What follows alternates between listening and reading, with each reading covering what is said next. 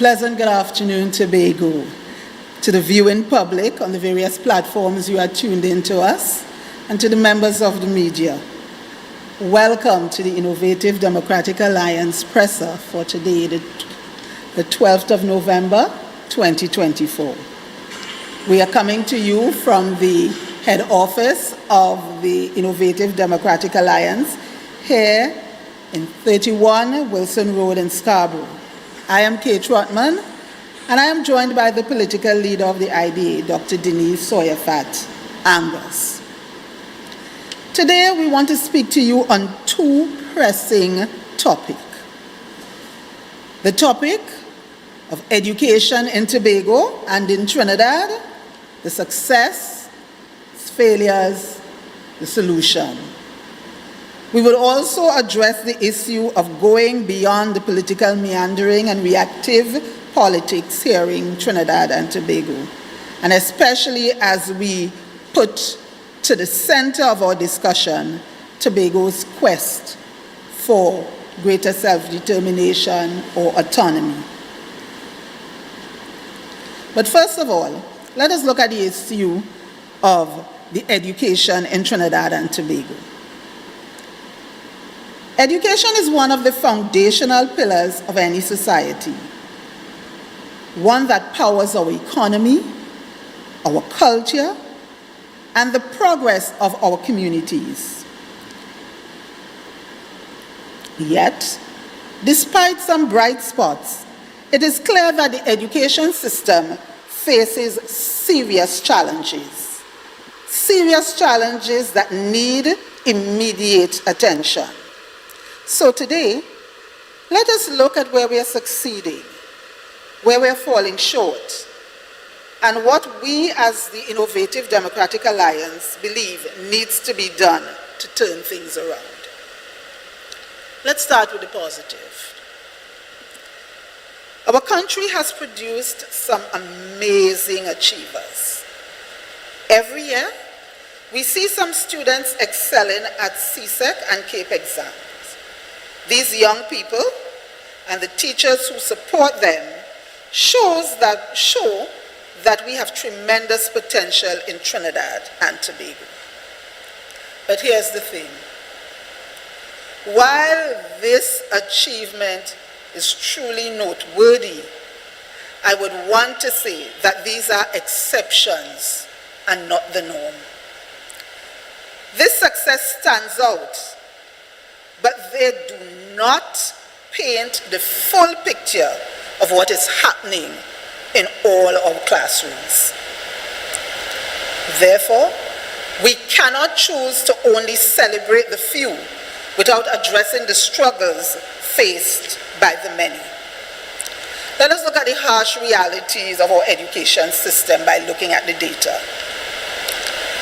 The Ministry of Education's data indicates that approximately 18,000 children enter the primary school system annually. By the age of 13, about 33% of this number, 6,000 students, drop out of the system entirely, falling through the cracks. We must ask ourselves, where do these children end up? What becomes of them? When we look at these numbers, they are more than just statistics. And we must ask ourselves as a society, how are we preparing these young people to face the future? Without them having basic skills and qualifications, they face limited job prospects, which leads to higher rate of youth unemployment, poverty, and even crime. It's a cycle that keeps repeating itself over and over and over again.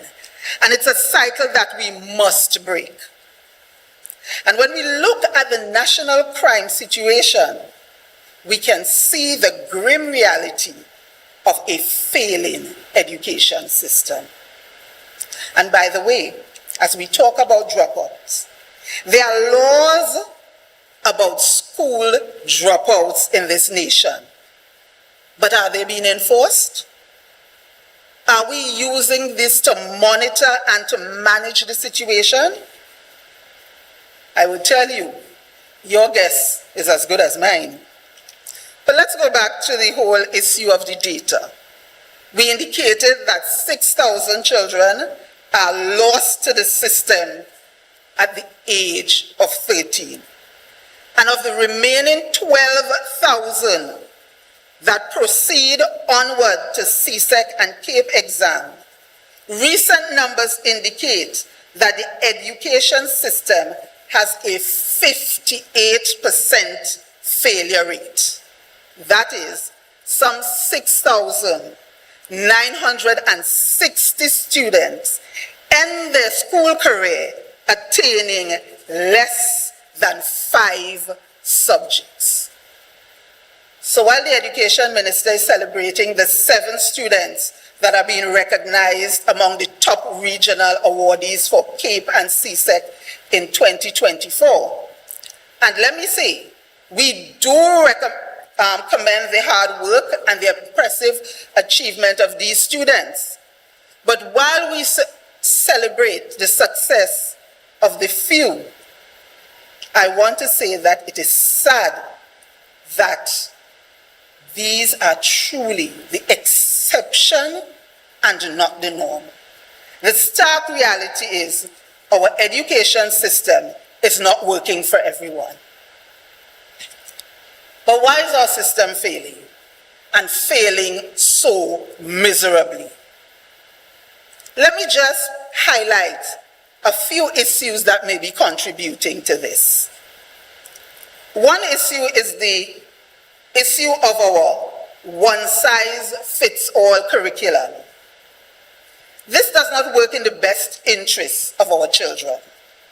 Our curriculum is heavily academic-oriented and doesn't sufficiently cater for the diverse talents and interests of our students. Not everyone is meant to be a doctor or a lawyer or an accountant. Some students might excel in technical and vocational fields, but the system does not make enough room for these paths, leaving many students feeling left out or forced to pursue areas that are of no interest to them or that they have no inclination for. Another issue is the lack of early intervention in the area of neurodevelopment assessment. And this is a very critical area. Studies have shown that many primary school students have developmental challenges. Back in 2014, the Ministry of Education conducted a neurodevelopmental assessment of 2,800 students across the 8 educational districts in Trinidad and Tobago.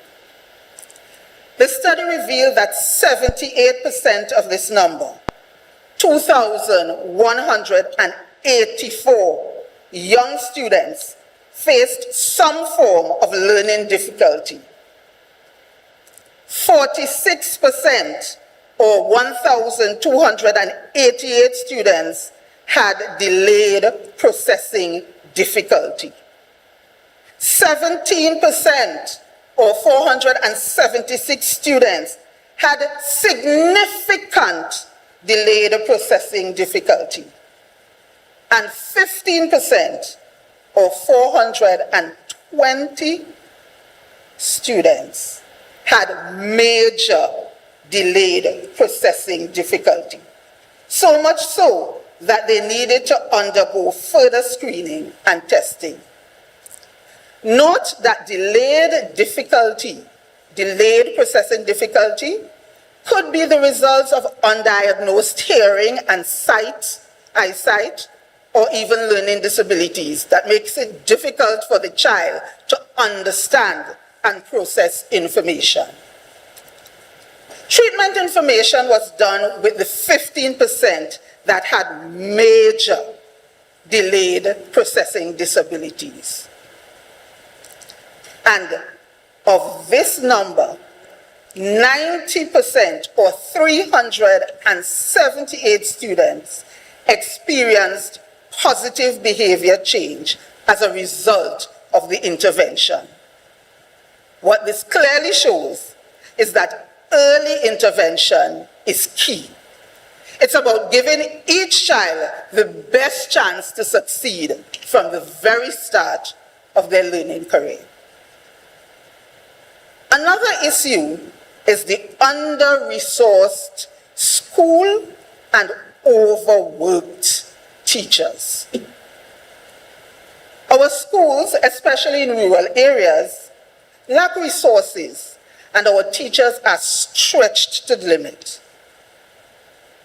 They are expected to handle large classrooms with students of varying abilities, and they must do this with limited support. This is a setup that hinders both teacher and students from achieving their full potential. Yet another issue that may contribute to the failure of our system is the misalignment with the workforce needs. Our education system and the job market are totally misaligned. We are not equipping our children, our young people, with the skills needed to fill the roles of a modern economy. Instead, most of our students leave school without the critical skills necessary for meaningful employment, and our economy suffers as a result of this. Again, we must ask ourselves, where are those for whom the education system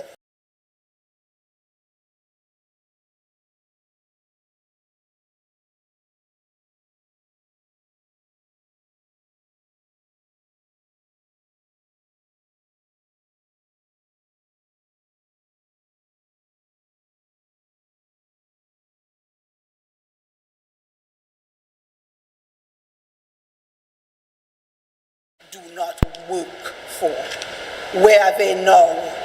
Where have they ended up? And I guess as we look out into our national space, we can truly see through the crime situation where they have ended up. The data presented is clearest example and the clearest signal that the education system is failing the majority of our children. This crisis is one that reflects the deep incompetence and I dare say the insensitivity of the central government to the needs of our children and the challenges of the modern environment.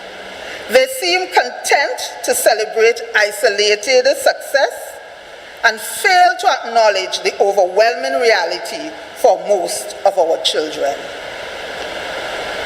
We must therefore ask ourselves, what can be done? The I.D.A. believes that the solution to these issues is not to fix one part or the other, but it is to completely rethink and rebuild our education system as a whole.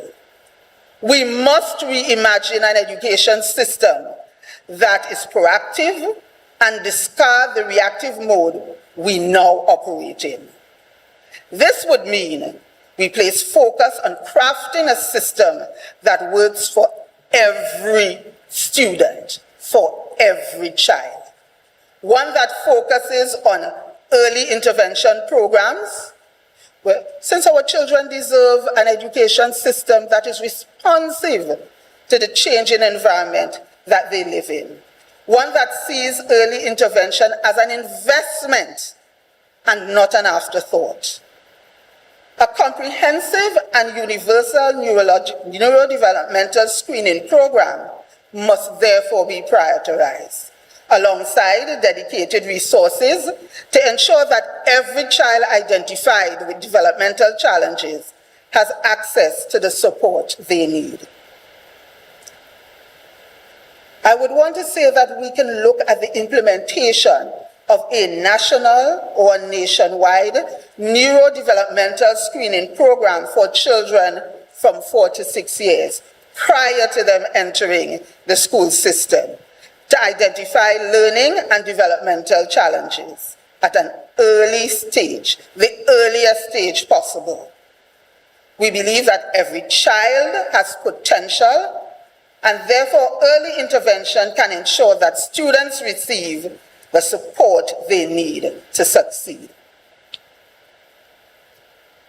We can also look at curriculum diversification, another critical area that we can use to improve our education system. We must redesign the curriculum to give equal values to pathways beyond the academic, focusing on technical and vocational areas, since all our children are not wired to pursue the same interests, and every child, as again, deserves a path to success. Attention must be given to strengthening STEM and digital literacy programs. We must prioritize STEM or science, technology, engineering, and mathematics education, along with digital literacy, to prepare our young people for the tech-driven future they will encounter. We must equip students with knowledge and skills for them to thrive in emerging industries. Further, there must be enhanced teacher training and support. There must also be an integrating of educational technology that enables personal learning. This will ensure that students learn at their own pace and are not pressured by the system. We have seen issues of students committing suicide because of the extreme pressure placed upon them, and at that tender age, it is not fair to our children to have an education system that puts that sort of pressure on them that early in their lives. We can also look at partnerships, creating partnerships between school and the private sector, where through internship, apprenticeship, and mentorship programs, we can ensure alignment with the workforce needs. But where will these resources come from?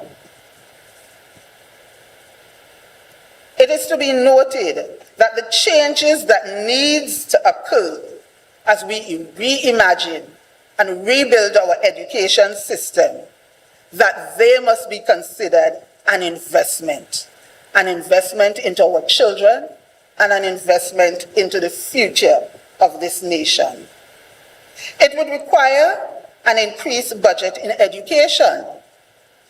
But let me say to you that even at this very moment, resources can become readily available if we do some innovative adjustment. If the Children's Authority, with over 370 workers and an annual budget of some $80 million, and the student support services within the Ministry of Education, with similar staff count and some 150 to 200 million, in annual budget, are restructured to be proactive entities instead of being the reactive agency they currently operate as, I tell you, we would have the resources to deal with these early interventions. If we foster relevant partnerships with international partners and collaborate with educational bodies in other nations, we can use successful models that enhance our education system. Resources can also come from private sector investment if we are to encourage companies to invest in their future workforce by partnering with schools. And community engagement that can build systems within communities so parents, local groups, and the community at large can play an active role in the students' educational development. Let me say in closing, Trinidad and Tobago's education system must evolve. Our success does not lie in isolated achievements, but in a system that empowers and uplifts every student, prepares them for meaningful work and real-world challenges, and instills in them the values necessary to be productive citizens, fueling our nation's growth. We cannot keep ignoring the failures, nor settling for incremental change. Real progress requires bold, innovative approaches. We therefore call on the government to pursue the reforms necessary to create an education system that is not simply functional, but truly empowers every child to reach their full potential, to drive sustainable social and economic development across this nation. The path forward is very clear. This government must stop hiding behind selective praises to a few high achievers and start addressing the root problems facing the many. Our children's future and the future of our society depends on it. It is time for the government to step up, confront its failures, and build an education system that truly serves all students, preparing them for the realities of today's world. This change needs the involvement and support of everyone: educators, parents, students, community leaders. The I.D.A. stands ready to work with everyone committed to this kind of change that will give every child, every student, every young person in Trinidad and Tobago the opportunity to thrive and succeed. I thank you, and I open the floor to any question you may have. Okay, it seems that I was very clear in the presentation today, and therefore I want to thank you for listening, and I want to hand over to the political leader of the I.D.A, Dr. Denise Sawyer-Fat-Angus. Dr. Angus.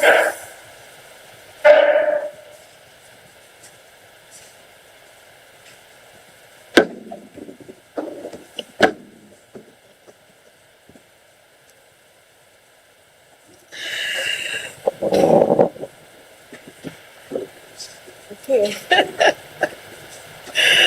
Let me say thank you to Kate Trotman.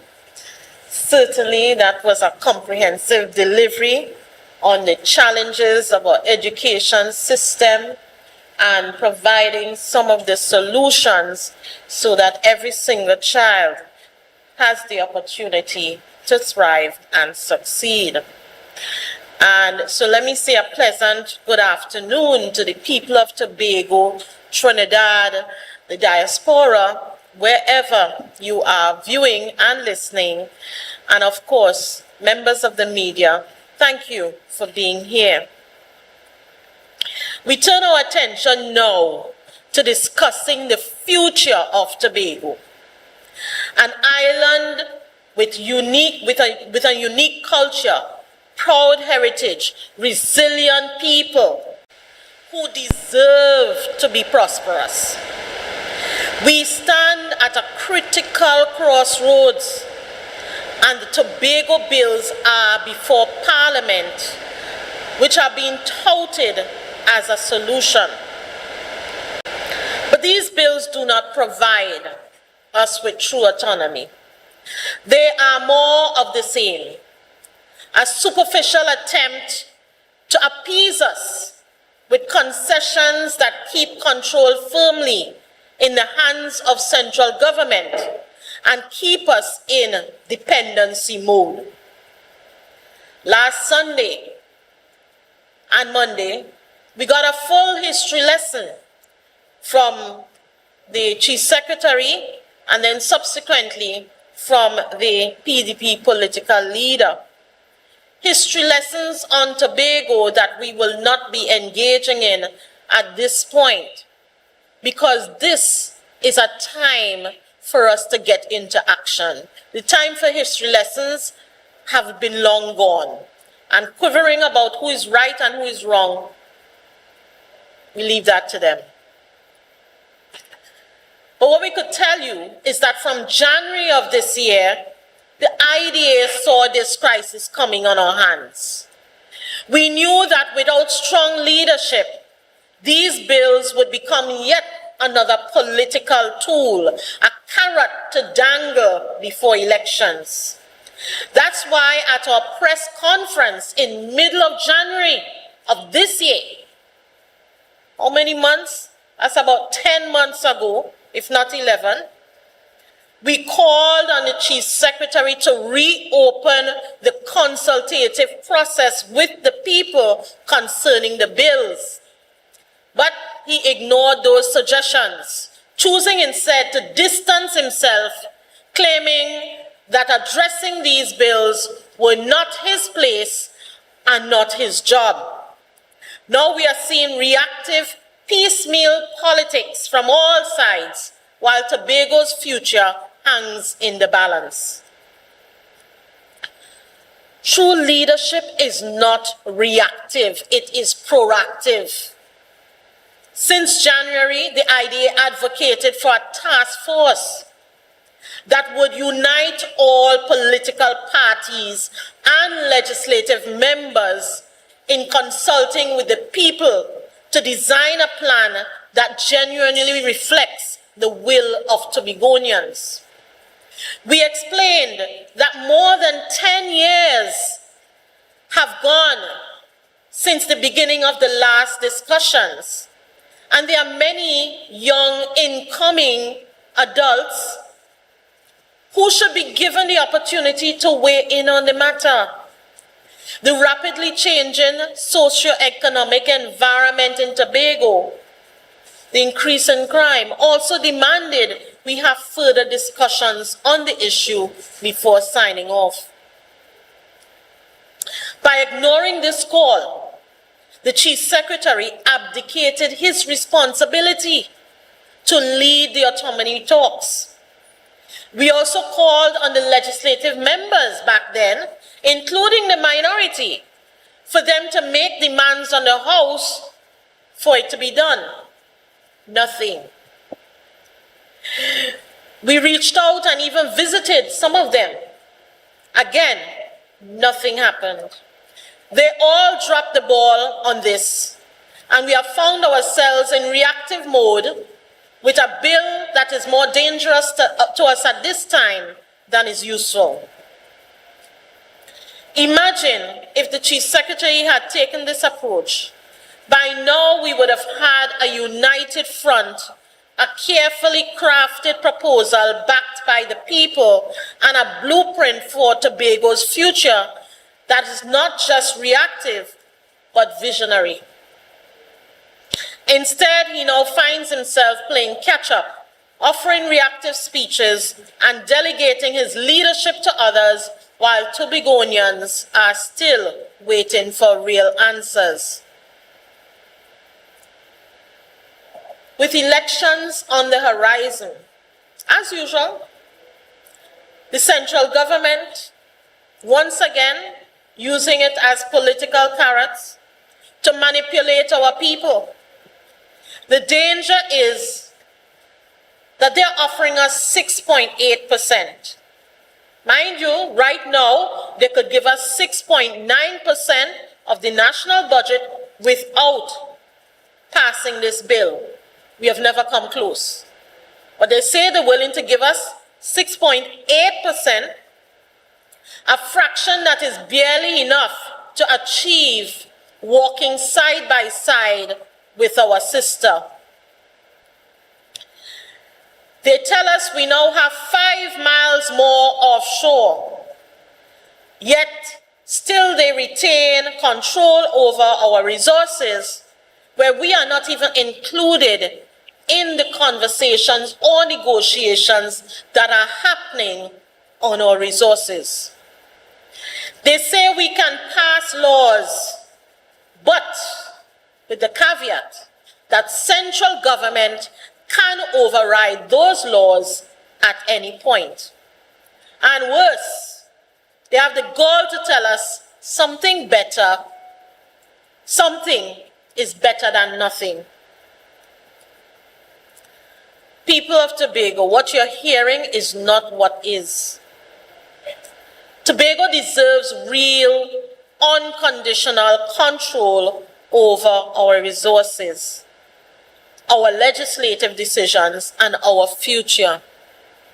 These so-called offerings are only designed to maintain dependence. We cannot afford to be pacified by percentages and promises that do not translate into empowerment. We will continue to be beggars going cap in hand every few years to advocate for more or different if we don't do something differently going forward. Now, when they did not take up the opportunity to go and discuss with the people, we went into communities to hear what communities had to say, especially during that period of constitutional reform, to hear their thoughts. And what was different is that we didn't go to them and tell them, well, this is what it should be, what you think. No. There were individual questions for persons asking their thoughts and the reasons why they were thinking in such a way. And those views being expressed by the people and translated by Dr. Vanus James into a structure of governance is what we have used to suggest that Tobago should have a Bill of Rights enshrined in the Constitution. Okay? One that protects us from political interference from any administration. One that protects the people of Tobago and what we're supposed to have. One that empowers us to manage our own resources. We should be able to govern our fisheries. It says under the fish schedule that we're responsible for fisheries. However, there's significant undermining of that responsibility in the Fishing 2020 bill. Okay? And so we should have the right to treat with all of that. We should have the right to regulate hunting based on our environmental context and decide on land use without central interference. And I want to remind persons that in 2013 also, the minister took to Parliament and wanted to extend the hunting bill, the hunting period for 2 years. That damaged the Tobago economy because the farmers were then overwhelmed by the pests, whereas in Trinidad, they may have been coming extinct and the 2 years would have worked in Trinidad. In Tobago, it damaged us. And therefore, this cannot be allowed to happen again in the future. Tobago has to have the wherewithal to decide for itself, to provide laws for itself, and to execute. And therefore, we are advocating that there be no schedule for Tobago outlining what Tobago is responsible for.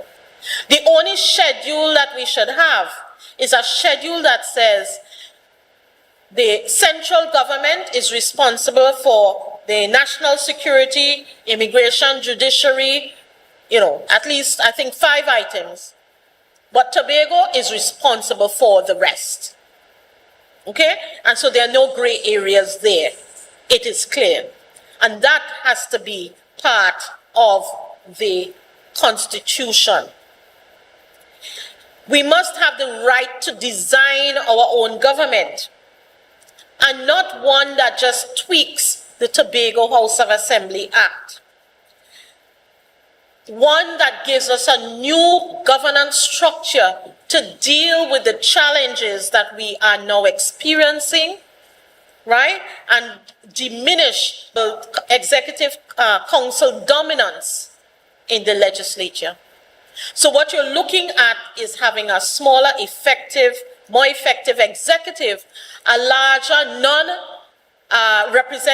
non-executive representative body, and in addition, to ensure that we have an elected Senate-style body to ensure fair representation and oversight, accountable to the people, not to political agendas. It's time for us to move into a modern democracy model, and Tobago has the right to design its own government along those lines. To have a fair funding formula with financial autonomy. And we propose a funding formula based on the population size for the recurrent day-to-day activities of the government. We are part of the Republic of Trinidad and Tobago. And so what we're saying is every citizen, every community according to population size, would be determined a percentage that would be put towards public services for the day-to-day operation. And so that percentage is what we will take as the recurrent. Now, why are we doing that? Because we have seen over the years that persons are, that the central government gives us a percentage. Yes, we got 4.3% recently. But out of that percentage, we are seeing a diminishing development number, a decrease in the development budget over time. So for the last 2 years, we've gone from 300,000 to 205,000. And if Tobago is to catch up with the development with Trinidad and walk side by side, then it suggests that we focus differently on a developmental budget that would get us there. And so what we are suggesting is that the developmental budget is worked out based, again, on population size, on geographic sphere potential, and also a factor that is determined to give us the additional resources to deal with the development of the island, which is part of the country. So that is what we are suggesting. In order to do that, of course, we must have a clear and defined geographic space, setting boundaries to the median line between Trinidad and Tobago, such that we can determine what are the potential resources that Tobago can develop. It does not mean that Tobago is going to go and develop its own oil. But Tobago's potential oil resources can then be evaluated and say, okay, well, they would have produced this, so, a percentage of this would go towards them because it was in their areas. And so that is how we are looking at that you can develop that. But how is that going to be managed? This is where we are advocating for an elected Senate, a Senate that would be dedicated to ensuring the distribution of resources across the country in keeping with the developmental agenda across the country. And therefore, if you look at it in that way and you realize that Tobago has to catch up with Trinidad, then of course the Senate will look at it, use the formula, and give Tobago a greater percentage so that you begin catching up. It also means that years down the road, once Tobago is caught up close by, then they can decrease that percentage being given and move that percentage to different areas of the country to further develop the country. And so that is what you call the pathway to prosperity. Because if Tobago prospers, it means the country prospers. And therefore, that is what we are suggesting. Now, somebody asked me, they said, you know, if you're saying a population size for the recurrent budget, how does that work? Well, every 5 years, a census is done to determine whether Tobago has grown in numbers. And if Tobago has grown in numbers, then the formula that is already protected in the Constitution automatically increases. So you don't have to go back and fight with central government for them to increase your allocation. The numbers automatically increase. Okay? So we are advocating every 5 years, it can be done. And that is, you know, those are job opportunities for people. Training young people to be part of the census, taking the census every 5 years for the country to make sure that allocations are appropriately given to all of the communities throughout Tobago and Trinidad.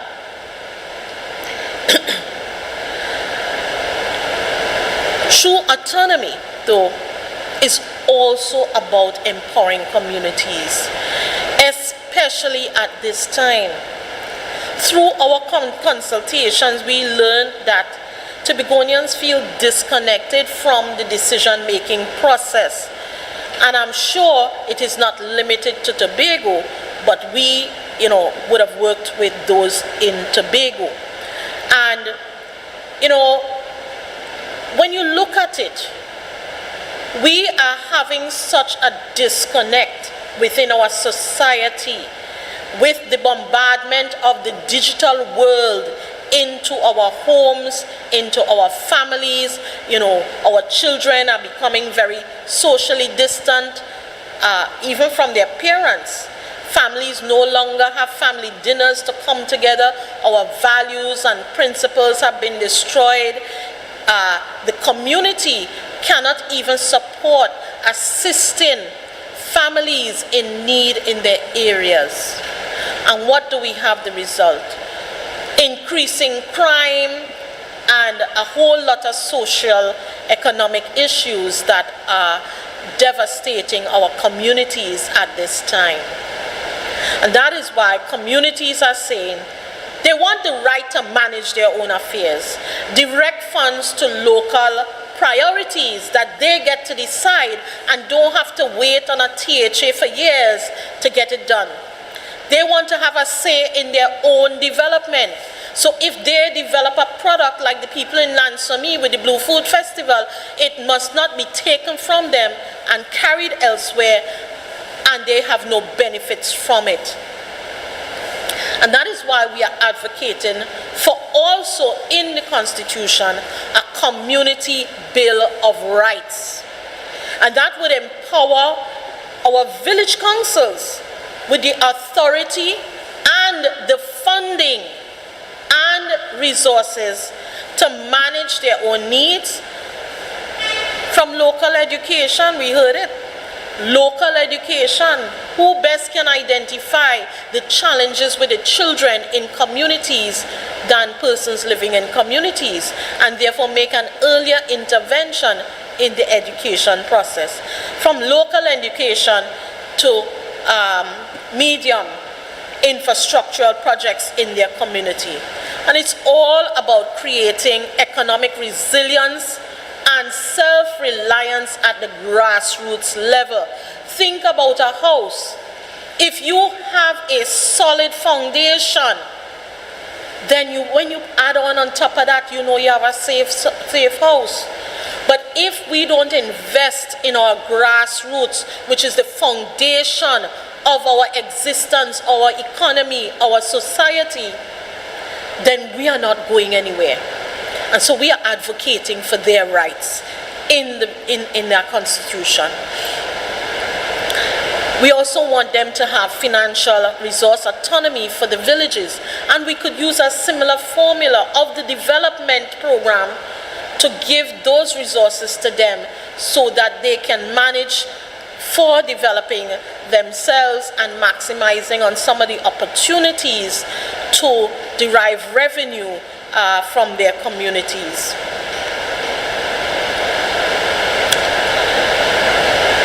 These rights, though, cannot exist in isolation.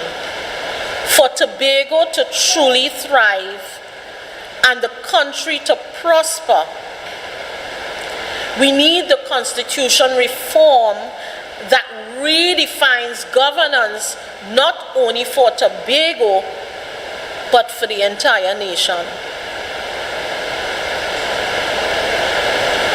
We're seeing too much blame game. One government blame the other one and say the other one thief. The other one blame the other one and say the other one thief. 3.4 billion goes missing. And instead of accounting for it or finding a way to account for it, the politician takes the head of the regulatory body to court. But thank God we have a Privy Council who, intends to make things right. But it shouldn't have to get to that level. If you had the appropriate oversight from a non-executive Joint Select Committee, because that is the challenge with our Joint Select Committee. Our Joint Select Committee have many cabinet members sitting there. No oversight committee should have any cabinet member sitting in it. That's a recipe for disaster.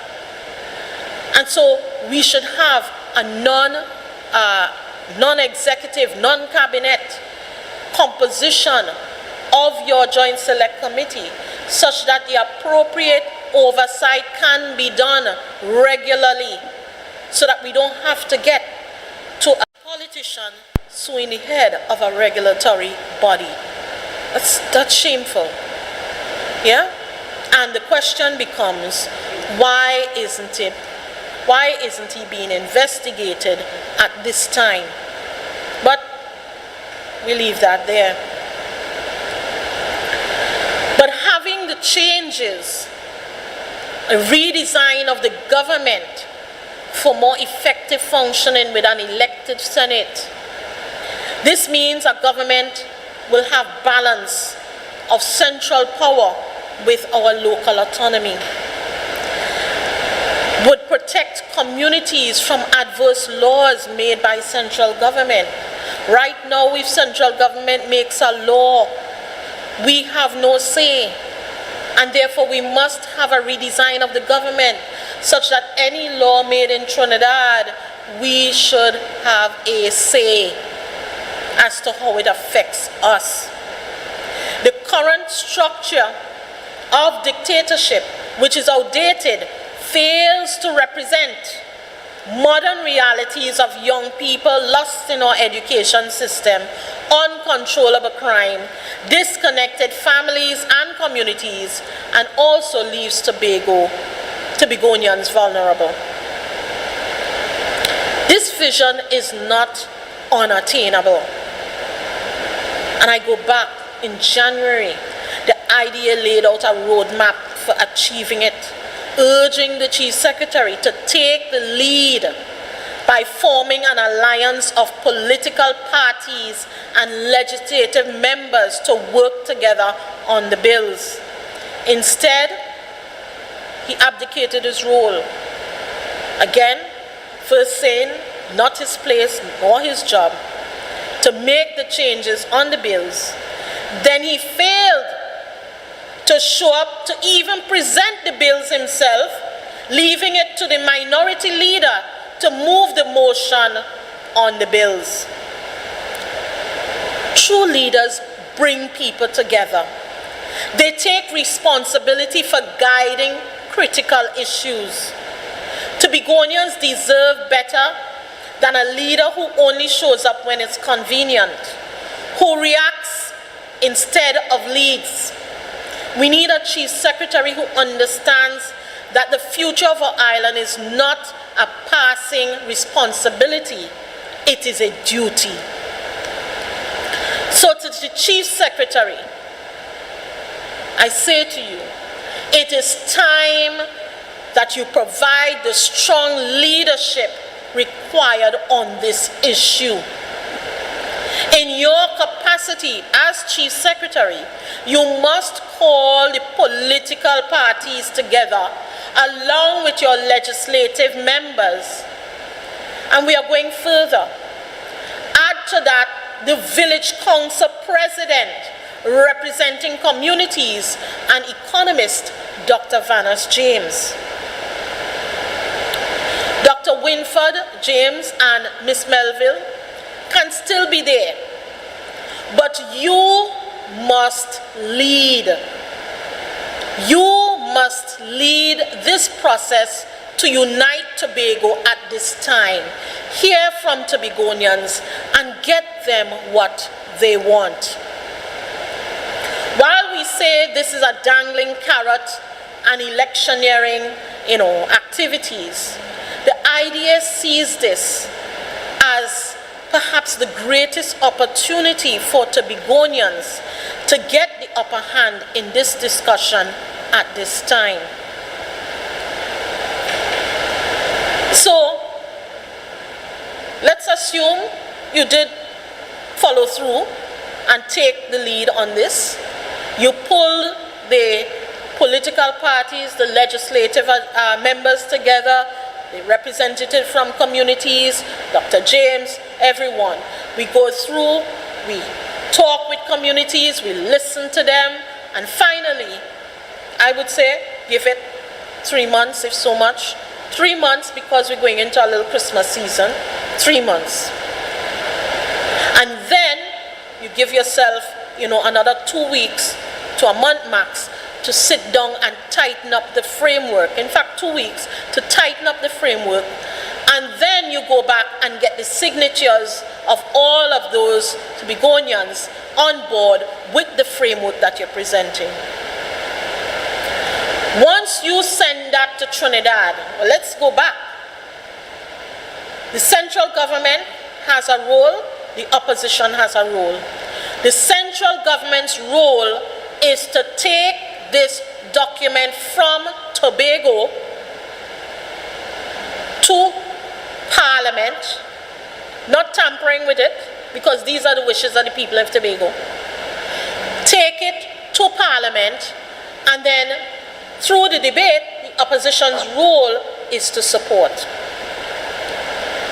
So let's assume we've done all this, and the government decides they are not taking it to Parliament.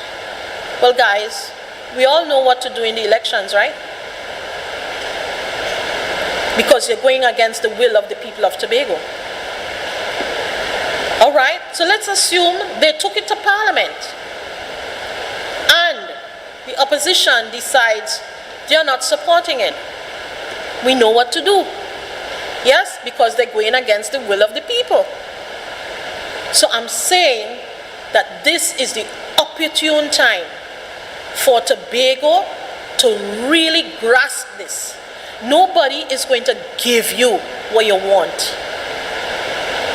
You had to become self-reliant, resilient, and go forth and demand what we want. And this is the perfect timing in order to get it done. But we must come together in order to get it done right. Else, all you will have is whatever they have there. The central government say they're debating it. Opposition say they don't support it because they may be listening to us and know that it will be detrimental to support what is there now. And then, of course, if they don't support it, the central government goes on an election campaign and says, well, see, we tried to give you more autonomy, and the opposition did not support it. Those are the scenarios. And so, Tobagonians, I urge you to look past the superficial offerings and to demand more. This is our time to say enough to the carrots that keep us dependent and to demand a future where we control our destiny. The I.D.A's call is clear. Reject the current bills and support a vision that empowers Tobago from the ground up. We call on the Chief Secretary and all political leaders to come together, to listen to the people, and to build a united, forward-thinking proposal that reflects our island's true needs and aspirations at this time with an evolving environment. Let's not let our future be a political game. We are stronger than that. We are united in our call for an empowered Tobago, rooted in a Bill of Rights, driven by fair funding, and grounded in true autonomy. Together we can build a Tobago that stands on its own, resilient, prosperous, and free, walking side by side with our sister, and while being a key contributor to the growth of the twin island Republic of Trinidad and Tobago. Thank you, and let's make this vision a reality. Questions? Okay. So let me take this opportunity to thank you all for listening and viewing, and for actually having a presence here. To the media, thank you.